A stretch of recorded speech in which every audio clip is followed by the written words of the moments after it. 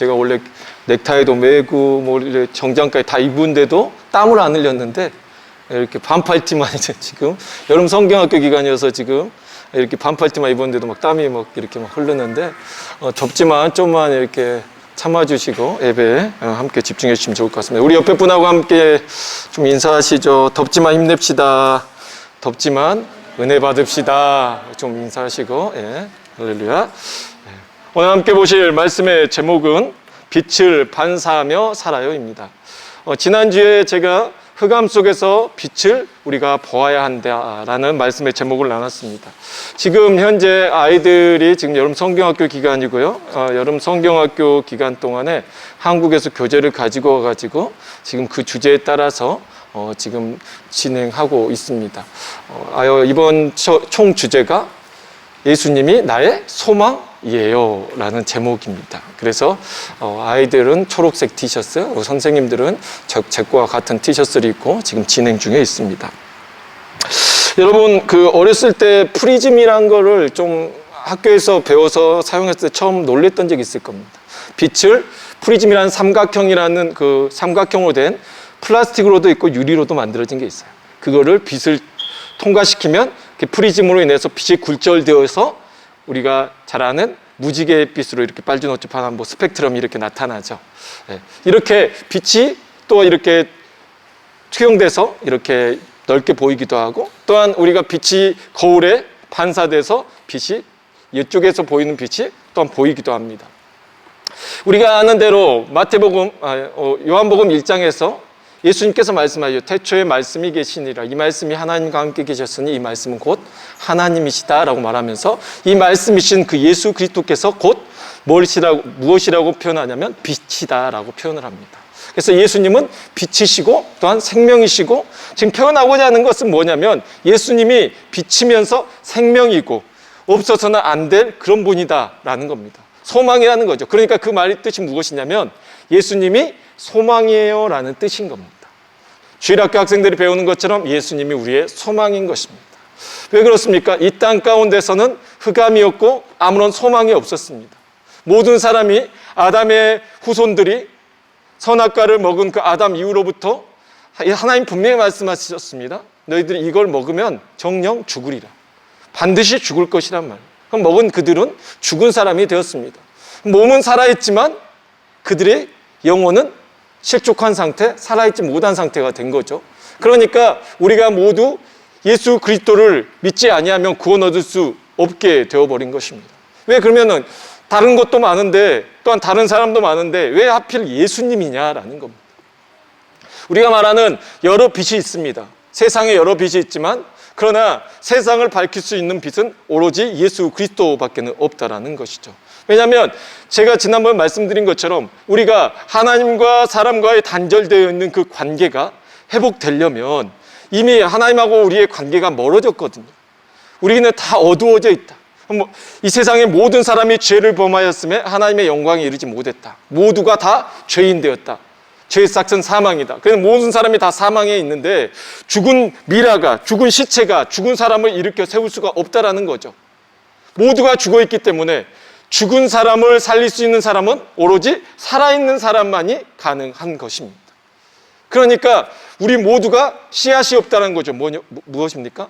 땅속에 씨앗을 심었을 때 그 씨앗이 생명력이 있다는 것은 비가 오고 그 새싹이 올라오잖아요. 그러나 생명력이 없다는 것은 여러분이 심겼는데도 뭐가 나질 않는 거예요. 마찬가지입니다. 우리가 이 세상 가운데서 예수님이 없는 것은 이것과 같다라는 것입니다. 자, 그러면 빛은 누구시냐? 예수님이시죠. 그러면 우리도 빛이냐? 우리 빛이라고 말하죠. 그렇지만 우리는 빛이 아닙니다, 사실.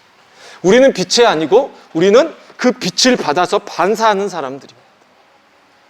예수님은 빛 그 자체이신 거고요.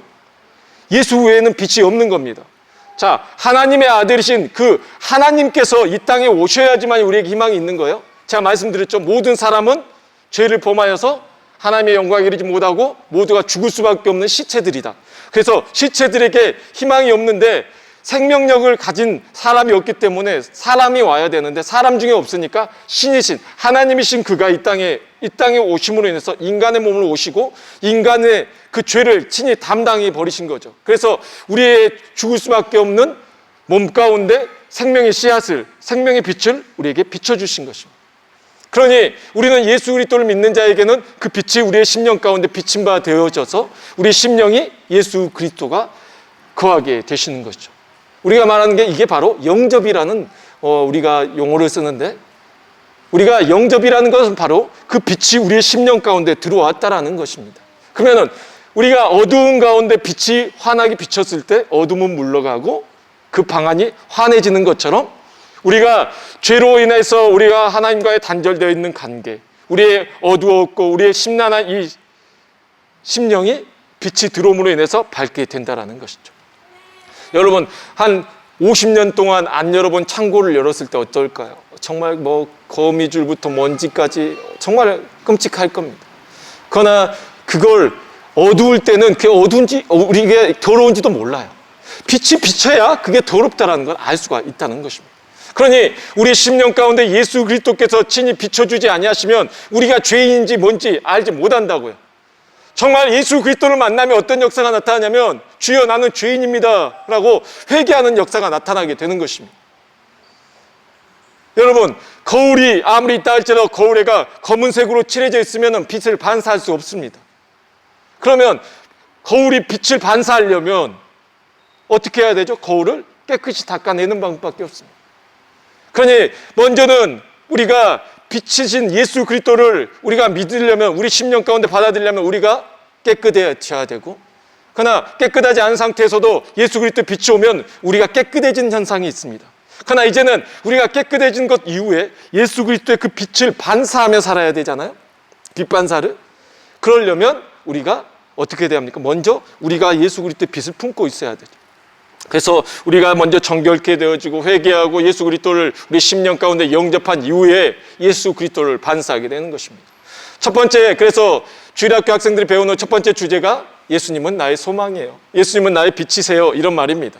두 번째, 학생들이 총 4과로 이루어지는 것을 배우는데 두 번째 과가 무엇이냐면, 오늘 제가 여러분에게 이렇게 알려드린 거는 우리 교회가 같은 여름 성경학교 아이들 배우고 있어도 우리가 같은 메시지를 배움으로 인해서 우리가 유아틱해지는 게 아니라 우리가 다시 한번 예수 그리스도를 정리하고 우리가 정말 복음의 메시지를 깨달아 알자는 겁니다. 두 번째는 소금과 빛의 삶을 살아요입니다. 그러니까 이제는 예수 그리스도를 믿었죠. 그러면 우리가 어떻게 살아야 되냐? 빛된 삶을 살아야 된다라는 것입니다. 마태복음 5장 16절에 이렇게 나와 있습니다. 이같이 너희 빛을 저희 앞에 비추게 하여 저희로 너희의 착한 행실을 보고 하늘에 계신 너희 아버지께 영광을 돌리게 하라. 너희는 세상의 소금이고 너희는 세상의 빛이다. 여기에서 소금은 뭐고 빛은 뭐고 이렇게 따지는 게 아닙니다. 여기서 말하는 건 뭔 말입니까? 바로 너희는 이처럼 소중한 존재다. 없어서는 안 될 존재다라는 거죠. 자, 여러분, 빛이 없었을 때를 우리는 상상도 못하죠. 네. 우리는 이제 그 빛이 생겨나서 이제 버튼만 누르면 환해지니까 모르잖아요. 그러나 정말 어둠 가운데서 여러분이 아무것도 없다고 해보십시오. 얼마나 답답하겠습니까? 빛은 정말 없어서는 안 될 겁니다. 여러분, 선풍기가 지금 같으면 선풍기가 있는 게 낫다고 생각할지 모르지만 밤이 되면 그래도 선풍기하고 빛 중에서 둘 중에 하나 택하라 그러면 그래도 빛을 선택해야죠. 네. 저 같으면 빛을 선택할 것 같아요. 여러분은 그냥 깜깜하게 그냥 선풍기만 틀어놓고 있을지 모르겠지만 네. 빛이 먼저죠. 빛이 있고 그 다음에 무슨 활동을 한 다음에 그 다음에 필요한 겁니다. 첫 번째는 빛이죠. 자, 음식 중에서 어떤 분들은 소금보다 나는 MSG를 더 좋아해. 나는 양념장 다른 게 더 필요해. 쌈장, 고추장, 된장, 간장 이럴지 모릅니다. 그러나 첫 번째는 소금이죠. 소금으로 다 만들어진 겁니다. 그 어떤 것보다는 먼저 소중한 게 뭐예요? 소금이 없이는 살 수가 없잖아요. 우리가 잘 알듯이 소금이 금보다 비쌌을 때도 있었습니다. 이 말이 뭔 말입니까? 소금은 무엇이다, 빛은 무엇이다가 아니라 너희는 그와 같이 세상에서 없어서는 안 될 존재라는 것을 말씀해 주시는 거죠. 왜 그런 존재가 됩니까? 바로 빛이신 예수 그리스도께서 우리 가운데 오심으로 인하여서 우리가 빛이 되어지고 소금이 되어지는 것입니다. 이렇게 중요한 사람이 되는 것입니다. 세상에서 자, 희망이 없었어요. 소망이 없었어요. 모두가 깜깜했어요. 어두웠어요. 그 어둠 가운데 빛이 오므로 인해서 소망이 생겼습니다. 그러니 결국에는 우리가 그 빛을 믿는 우리가 예수 그리스도를 믿음으로 말미암아 우리가 그 빛을 반사할 수 있게 되어지면 우리가 어떤 존재가 된 겁니까? 세상 속에서 그렇게 소중한 존재가 된 것입니다. 여러분 생각할 때 내가 왜 이 땅에 왜 태어났지? 나 같은 사람 왜 태어났지? 생각할지 모르지만 그 자체로는 답을 찾기가 어려워요. 그러면 이 땅을 지으시고 이 땅에 우리를 만드신 그 분을 먼저 알아야 됩니다. 그리고 그분의 뜻이 무엇인지 우리가 그걸 발견해야 됩니다. 거기에서 우리는 해답을 찾을 수가 있는 것입니다.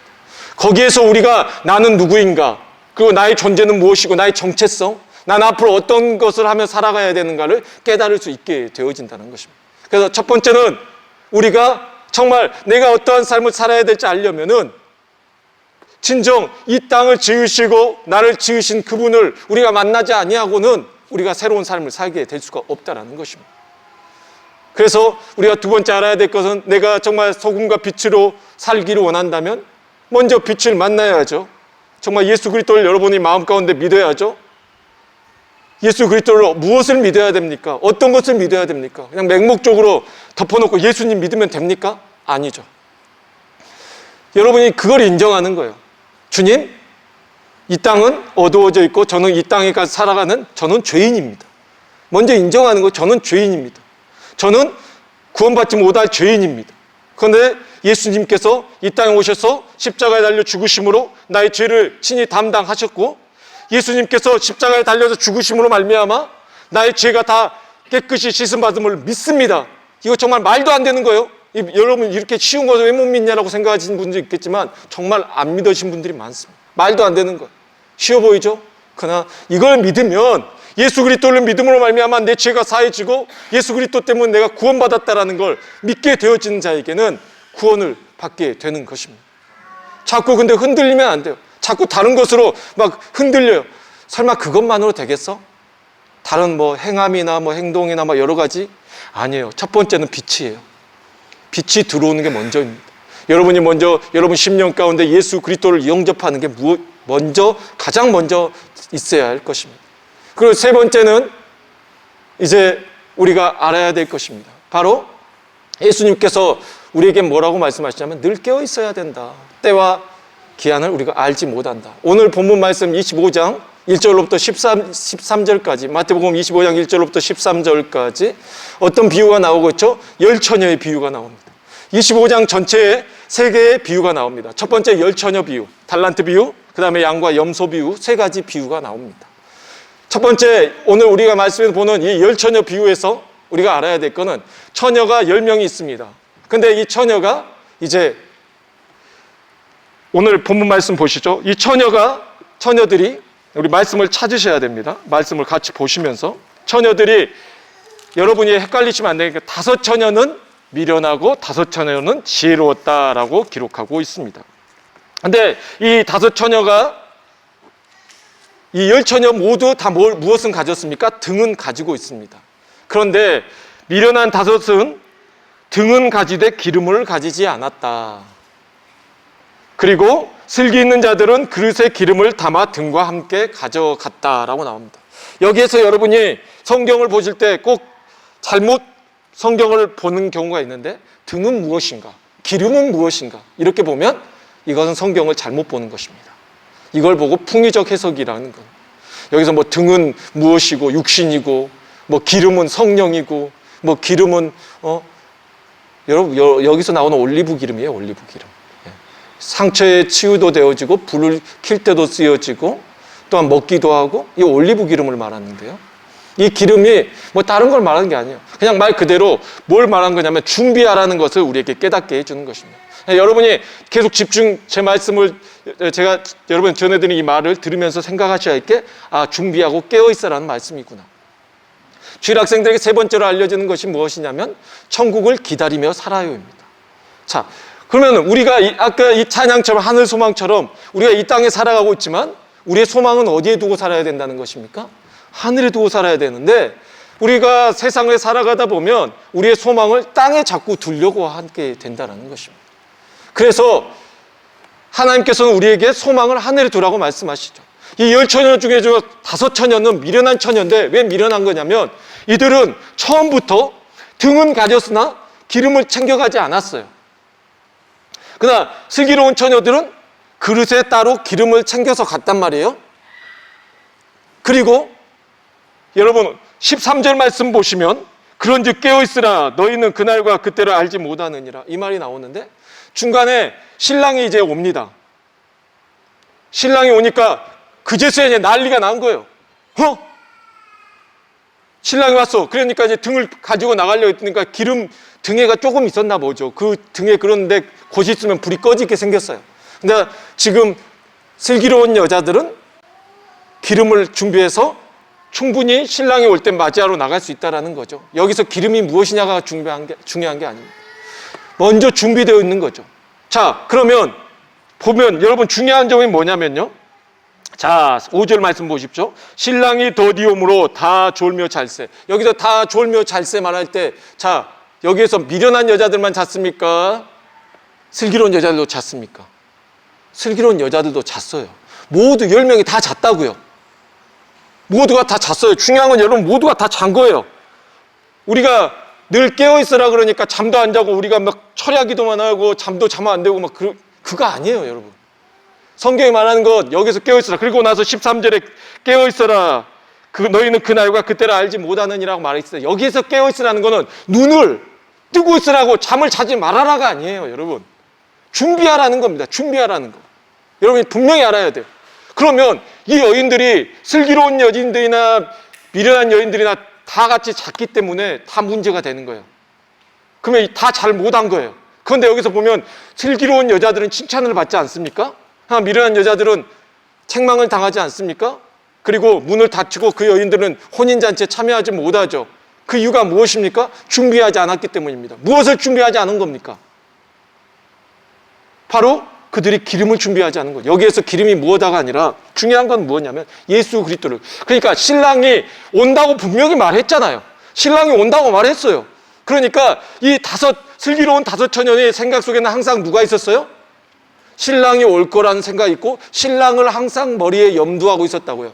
그러나 미련하다고 말하는 5처녀는 누가 머리가 없었어요? 신랑이라는 그 개념 자체가 신랑을 잊고 살아갔다고요. 이게 큰 것입니다, 여러분. 이게 큰 거예요. 그러니까 여기에서 깨어있어라 라고 말하는 것은 무엇입니까? 잠을 자지 말아라는 것이 아니라 여러분이 예수 그리스도를 이 땅에 살아가면서 믿는 우리가 늘 잊지 말고 예수님이 오신다고 하셨던 그 예수님을 오심을 우리가 늘 준비하며 살아야 됐는데 그 준비하는 것이 잠만 안 자고 눈을 크게 뜨고 있는 것을 말하는 게 아니라 여기서 깨어있으라고 말하는 것은 예수 그리스도를 믿고 있으라는 것입니다. 예수 그리스도를 마음에 영접하고 미리 준비하라는 것입니다. 그러니까 여러분 자는 게 문제가 무슨 문제가 됩니까? 여러분 오늘 주무세요. 집에 가서 많이 주무셔도 돼요. 잠을 18시간을 20시간을 주무셔도 돼요. 그 다음날 일어나셔도 돼요. 그거 아무 문제 없어요. 여러분 주무시고 있을 때 예수님 오시는 거 그 문제 안 돼요. 불안해가지고 예수님 언제 오실지 모르니까 나는 안 자려한다. 그게 아니라 중요한 건 우리가 늘 준비되어 있으면 되는 겁니다. 그 여인들도 잤지만 뭘 준비한 겁니까? 기름을 준비해 놓은 거예요.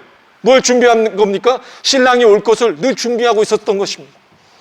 이 땅에 살아가는 우리 모든 성도 여러분, 우리가 준비해야 될 게 무엇입니까? 예수 그리스도를 믿고 있는 것입니다. 그러면 여러분이 잠을 자거나 어디를 가거나 어느 곳에든지 여러분의 마음에 평안함이 있을 줄로 믿습니다. 여기서 그걸 말해주는 거죠. 그러나 우리가 늘 불안한 것은 그렇잖아요. 언제 신랑이 올 거라고 생각을 안 하고 있다가 갑자기 신랑이 오니까 신부가 신랑을 맞이하는데 기뻐해야겠습니까? 불안해야겠습니까? 여러분. 예? 여러분은 여러분의 남편이 어디 갔다 오시면 불안하십니까? 한국 갔다 돌아온다니까 불안하시고 막 갑자기 기다리지 않은 사람이 온다고 막 불안해하고 왜 내 아내가 없을 때 좋아하는데 왜 온다 그러는 거야? 좀 더 있다 오지 마. 이게 그런 게 아니죠. 기뻐야죠. 불안하면 문제가 있는 거야. 하여튼 불안하면 안 돼. 기뻐야죠. 근데 이 여인들이 신랑이 온데 지금 난리 난 거예요. 왜? 준비가 안 되어 있으니까. 여러분 예수님을 이렇게 준비 없이 우리가 모든 세상 사람들이 예수님을 이렇게 만날지 모릅니다. 그러나 여러분은 확실한 건 예수 그리스도를 믿고 있기 때문에 여러분 두려워하지 마시기 바랍니다. 담대하시기 바랍니다. 늘 깨어서 더욱더 빛이신 예수 그리스도와 더불어서 늘 살아갈 때 더 당당하면 좋겠잖아요. 기왕이면 신랑이 왔을 때 나만 믿고 있는 것보다 그래도 신랑한테 좀 자랑도 하고 나 이렇게 했다 이런 것도 있어야 되겠죠. 예수님 오셨을 때 주님, 내가 주님을 믿었고 또 내가 주님을 전했습니다 라고 말할 수 있으면 더 좋겠죠. 두 번째 또 비유가 나옵니다. 달란트 비유입니다. 달란트 비유는 5달란트, 2달란트, 1달란트를 주인이 사람들에게 나눠주고 타지로 갑니다. 아주 오랜 시간이 지나고 난 다음에 주인이 돌아옵니다. 중요한 건 5달란트 사람은 5달란트를 또 남깁니다. 2달란트 가진 사람은 2달란트를 또 남깁니다. 1달란트 가진 사람은 이렇게 말을 합니다. 주인은 오늘 말씀을 보죠. 우리 옆에 보시면은 5달란트 받은 자와 얘기 나오죠. 자, 여러분 19절 보면 오랜 후에 그 종들의 주인이 돌아와 그들과 결산할 때 5달란트 받았던 자는 5달란트를 더 가지고 와서 이르되 주인이여 내가 5달란트 남겼습니다 말하고 주인이 잘했다라고 또 충성된 종아 네가 적은 일 충성하였음에 내가 많은 것을 내게 맡기리니 내 주인의 즐거움에 참여할지어다 하고 말했습니다. 또 2달란트 받았던 자도 와서 이르되 이렇게 말했습니다. 남겼습니다. 그러니까 23절에 그 주인이 이르되 잘하였도다 착하고 충성된 종아 내가 적은 일에 충성하였음에 내가 많은 것을 내게 맡기리니 내 주인의 즐거움에 참여할지어다 하고. 자, 여러분 21절과 23절 똑같습니다. 내용도 똑같아요. 여러분 이게 무엇입니까? 5달란트 맡긴 사람은 더 칭찬해주고 2달란트 맡긴 사람들 덜 칭찬해주고 이게 아니라 예수님 하나님께서 칭찬하시는 것은 이 사람이 달란트가 많고 적은 그게 아니라 이 사람이 얼마나 충성되게 살았는지. 그럴 수 있잖아요. 어떤 사람은 달란트가 많고 어떤 사람은 달란트가 적을 수 있잖아요. 그러나 하나님 예수님이 오셨을 때 칭찬하는 무엇을 보고 칭찬하시냐면 바로 충성했는지 그걸 가지고 하는 거지 양을 가지고 따지신 게 아닙니다. 아, 넌 5달란트를 더 남겼구나. 넌 2달란트를 남겼구나. 그 양으로 따지시는 분이 아니라는 것입니다. 근데 1달란트 가진 사람이 문제이죠. 24절에 1달란트 받았던 사람은 와서 뭐라고 말하냐면 이르되 주인이여 당신은 굳은 사람이라. 여러분 굳은 사람이라는 게 무슨 뜻이냐면 원어상으로는 이렇습니다. 강팍하다, 인색하다, 이런 말이에요. 그러니까 주인이 어떤 말이냐면 주인은 꼭 이런 말이에요. 주인은 좀 인색하지 않습니까? 그래서 심지 않은 데서 거두어 해치지 않은 데서 모으는 줄을 내가 알았으므로. 이 말은 뭐냐면 주인이요 세상에 이 조금 주고 더욱더 많이 남기라 하니 꼭 우리가 1,000원 주고 초코파이 사고 통닭도 사갖고 오고 900원 남겨와라 말하는 것처럼 말도 안 되는 말 하듯이 이런 주인이요 이런 터무니없는 걸 하십니까? 이렇게 지금 반박을 하는 겁니다. 그래서 주인을 어떤 사람으로 만들어버린 겁니까? 완전히 스크루지 영감, 인색한 영감으로 만들어버린 거. 변명하면서 이렇게 말한 거죠. 그래서 내가 주인은 어차피 더 많이 있지 않습니까? 그냥 굳이 내가 이거 갖고 늘리지 않아도 뭐 주인은 잘 사시니까 이렇게 말하고 있는 거예요. 그러니까 주인이 말한 거죠. 이 악하고 게으른 종아, 내가 너에게 보려고 했던 건 내가 그 1달란트 더 남기면 무슨 소용이 있겠냐. 그런데 중요한 건 내가 너에게 충성하는지 안 하는지 그걸 보려 했다라는 것입니다. 그러니 예수님께서 오셨을 때 보시는 게 무엇입니까? 여러분이 정말 준비했는지, 예수님을 믿었는지, 정말 예수님을 충성스럽게 따랐는지 그걸 보시는 것입니다. 그리고 이제 열처녀 또 그 다음에 달란트 비유, 그 다음에 나온 게 양과 염소 비유입니다. 여기에서 우리가 알아야 될 게 비유에서 나온 사람, 열처녀, 그 미련한 처녀들의 태도, 달란트 비유에서 1달란트 가진 사람의 태도, 그리고 양과 염소의 비유에서도 양들은 뭐라고 말하냐면 주인에게 주인이 너 이렇게 잘했다라고 말하니까 저는 한 거 없는데요.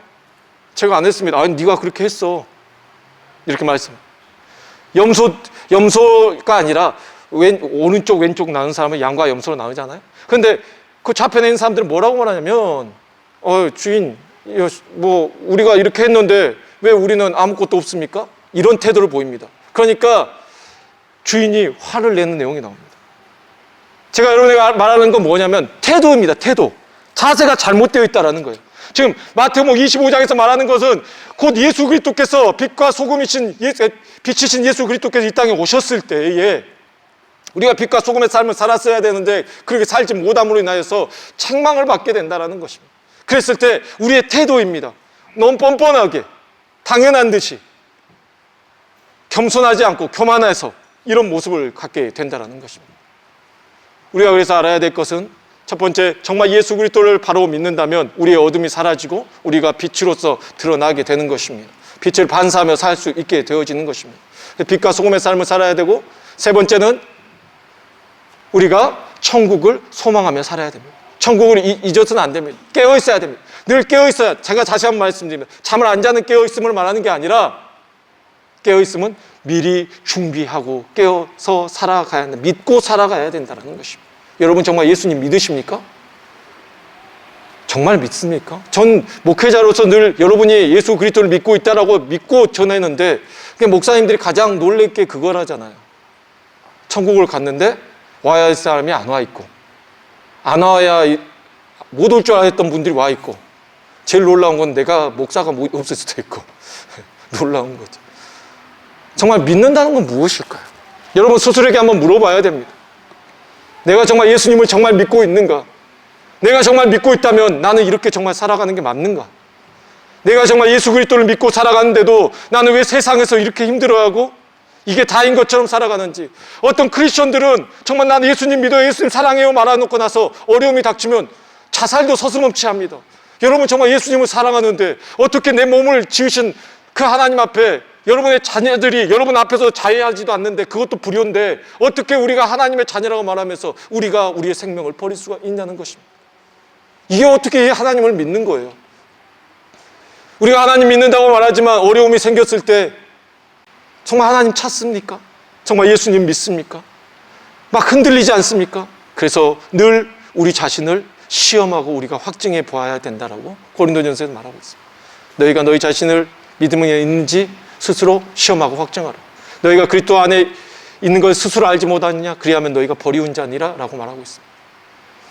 여러분 스스로에게 늘 물어보십시오. 정말 여러분은 예수를 믿는 자입니까? 정말 여러분은 예수 그리스도를 믿음으로 말미암아 예수님 오시는 것이 두렵고 떨리는 것이 아니라 정말 예수님을 어서 오소서 주 예수여 마라나타 주 예수여 어서 오시옵소서 하면서 기쁨으로 기다리고 있는지 스스로에게 반문하시기 바랍니다. 네 번째 마지막으로 증인된 삶을 살아요입니다. 마태복음 28장 우리 한번 마지막으로 한번 보시죠. 옆에 뒤로 넘겨 보시면 마태복음 28장 예수님의 지상명령이 나옵니다. 18절부터 20절까지 봅니다. 예수께서 나와 말씀하여 이르시되 하늘과 땅의 모든 권세를 내게 주셨으니 그러므로 너희는 가서 모든 민족을 제자로 삼아 아버지와 아들과 성령의 이름으로 세례를 베풀고 내가 너에게 분부한 모든 것을 가르쳐 지키게 하라. 볼지어다 내가 세상 끝날까지 너희와 항상 함께 있으리라 하시니라. 아멘. 예수님의 지상 대위임령이라고 말합니다. 예수님께서 이제는 너희가 나를 믿었으면 너희가 가서 모든 민족으로 제자를 삼아 아버지와 아들과 성령의 이름으로 세례를 주고 내가 너에게 분부한 모든 것을 가르쳐, 먼저는 가르치고 지키게 하라는 겁니다. 가르치는 사명이 얼마나 큰지 모릅니다. 그래서 제가 여러분에게 좀 주일학교 학생들, 우리가 어린 이 사역들, 우리가 정말 물론 길 가다가 다른 사람들에게 복음을 메시지를 전하고 모르는 사람들에게 예수 그리스도를 전하는 거 정말 중요합니다. 그러나 더 우리가 어떻게 보면 중요한 부분은 뭐냐면요, 다음 세대의 아이들에게 예수를 증거해 놓는 겁니다. 제일 무서운 게 무엇이냐면요, 우리 때는 학교 다녔을 때 반에서 교회 다니는 사람 손 들어봐 그러면 절반 넘었어요. 절반은 안 됐어도 그리고 또 3분의 1도 넘었을 때도 있어요. 요즘에는 교회 다니는 사람 손 들어봐 그러면 한 명도 없을 때도 있습니다. 안 다녀요. 교회 안에서 주일 학생들 먹을 것만 주고 크리스마스 성탄절날만 오니까 너무 쉽게 생각했어요. 그랬더니 애들이 다 없어졌어요. 도대체 애들이 주말 되면요 다 애들 데리고 주말에 다 어디 놀러 나가잖아요. 교회 안 가요. 너무 안타까운 현실입니다. 그래서 우리가 정말 중요한 건 여러분 가르치는 것이 얼마나 중요한지 모릅니다. 예수 그리스도를 가르치는 거. 저 아이들이 뭘 알까? 알더라고요. 알더라고요. 예. 애들이 알더라고요. 여기 빗도리와 앉혀놓고 빗도리한테 증인 알아 그랬더니 증인은 몰라요. 그래서 내가 빗도리한테 그랬어요. 네가 훔쳐갔잖아. 목사님께 그랬더니 울먹울먹거려요. 그러면은 너가 안 훔쳐갔다라는 걸 증인돼서 이거 너 안 훔쳐갔다고 본 사람 있어? 그랬더니 울먹거려요. 사모님이 봤죠? 그랬더니 사모님이 봤다고 그러니까 그제서야 이제 안 울어. 무엇이요? 옆에 증인이란 건 이런 거죠. 우리가 옆에서 우리의 모든 것들을, 우리가 잘못한 건 모든 것들을 이렇게 말해 주듯이 예수님께서 우리가 하나님 앞에 나아갔을 때 우리가 죄인인지 의인인지 구별 방법이 있습니다. 뭐 어디 이마에 표가 있냐? 아니요. 여러분, 죄인은 무조건 지옥 갑니다. 죄인과 의인의 차이? 착한 일? 아니에요. 죄인이냐 의인이냐 딱 하나 있습니다. 예수님이 덮어주시냐 안 덮어주시냐. 이 죄인이 이대로 보이면 죽어요. 하나님 앞에. 하나님을 사람이 만나면 죽습니다. 여러분, 구약에서 보지 않았습니까? 하나님을 만나면 사람은 무조건 죽어요. 그러면 이 사람이 구원받는 방법 딱 하나예요. 이 죄인을 의로운 분이 덮어주는 겁니다. 이걸 에베소서에서 옷을 입다라고 말하고 덮어주다라고 말합니다. 하나님의 은혜로 예수 그리스도께서 이 죄인들에게 예수 그리스도께 덮어줘 버리시는 겁니다. 그러니까 하나님께서 봤을 때 우리가 의로워 보이니까 통과가 되는 것입니다. 그런 증인이 되어 주신다는 거죠. 그러니까 이제는 너희가 빛으로 말미암아 구원받았으니 너희도 어떤 삶을 살아라? 증인된 삶을 살아라. 예수님께서 우리에게 하나님 앞에서 우리의 증인이 되어 주십니다. 결국 그러니 우리도 어떠한 사람이 되라는 것입니까? 이 세상 속에서 우리가 예수 그리스도를 본 적도 없어요. 십자가에 달려 죽으신 걸 본 적도 없어요. 부활하신 예수님 본 적도 없어요. 그런데 우리가 어떻게 증인이 됩니까? 성령께서 그걸 다 알고 계십니다. 그러니 너희가 성령을 받으면 너희가 권능을 받고 예루살렘과 온 유대와 사마리아 땅까지는 내 증인이 되리라. 우리는 할 수 없지만 우리가 예수 그리스도를 믿으면 여러분 뭐 성령이 불로 떨어져서 성령을 받는 게 아니라 예수 그리스도를 믿는 모든 자에게는 성령이 받는 역사가 함께 일어납니다. 뭐 여러분이 어디 가서 무슨 산기도를 했더니 뭐 불덩이가 돼갖고 떨어져 내려왔더라 뭐 이런 말을 듣고 그러는데 그거 아니에요. 그건 현상적인 거고 특별한 어떤 그런 게 있을지 모르지만 그게 다가 아니에요. 그런 거 체험했다는 분들 지금 한국교회에서 잘못된 방향으로 너무나 많이 가가지고 오히려 그분들 지옥 가게 생겼어요. 그러니까 보여지는 게 아니라고요. 예수 그리스도를 믿는 자에게는 누가 임해요? 성령께서 임하시는 것입니다. 그래서 성령이 우리 가운데서 증인이 되게끔 하시는 것입니다. 성령이 우리에게 모든 걸 깨닫게 하시고 예수 그리스도를 전하게 하시는 것입니다. 그래서 오늘 말씀에서 마지막에 예수님께서 말씀하시면 너희는 모든 족속으로 제자를 삼아 아버지 아들과 성령의 이름으로 세례를 베풀고 내가 너에게 분부한 모든 것을 가르쳐 지키게 하라. 볼지어다 내가 세상 끝날까지 너희와 항상 함께 할 것이다. 중요한 건 여러분 흔들리지 말아야 할 거는 하나님이 세상 끝날까지 여러분과 함께 하신다는 것입니다. 흔들리지 마십시오. 믿음에서 흔들리지 마십시오. 믿고 흔들리지 마십시오. 그 예수님을 믿고 주님께서 나와 함께 하신다. 이 세상이 아무리 험하고 힘들고 우리의 삶을 포기하고 싶어도 여러분이 포기하지 마십시오. 다시 한번 주제로 한번 정리해서 말씀드립니다. 예수님만이 우리의 소망이십니다. 우리는 빛과 소금의 삶을 살아야 됩니다. 천국을 기다리면서 살아야 됩니다. 또한 증인된 삶을 살아야 됩니다. 먼저는 여러분이 내가 하나님의 사람인지 내가 빛의 자녀인지 스스로 깨달으시고 정말 빛으로 인하여서 깨끗게 정결케 되어지고 그 빛을 반사하기에 조금도 부족함 없는 거울이 되어서 예수 그리스도를 반사하며 살게 되기를 주 예수 그리스도의 이름으로 축복하며 말씀을 마치겠습니다. 우리 다 같이 기도하겠습니다.